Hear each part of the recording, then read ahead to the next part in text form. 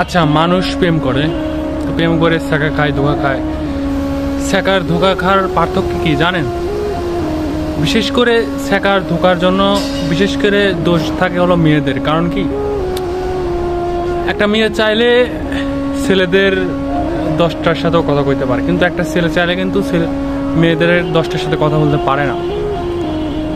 কারণ মেয়েরা এমন, একটা ছেলের সাথে রিলেশন করে, সেই ছেলের যদি একটু কমতি থাকে বা ওই ছেলের থেকে একটু বেটার কেউ পায়, তার কাছেই চলে যাবে। কিন্তু কোনো ছেলে কখনোই যাবে না, কখনোই না।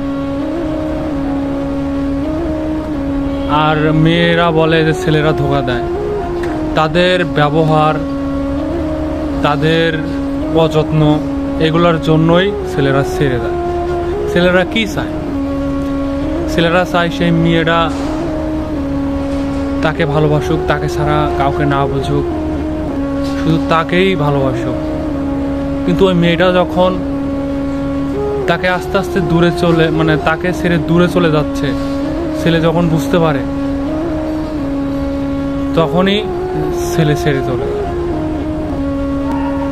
মানুষ সবাই একই, মানুষ সবাই স্বার্থপর। এই দুনিয়ার কেউ এমনিতে কেউ কাউকে চায় না, সবাই স্বার্থ নিয়েই চায়।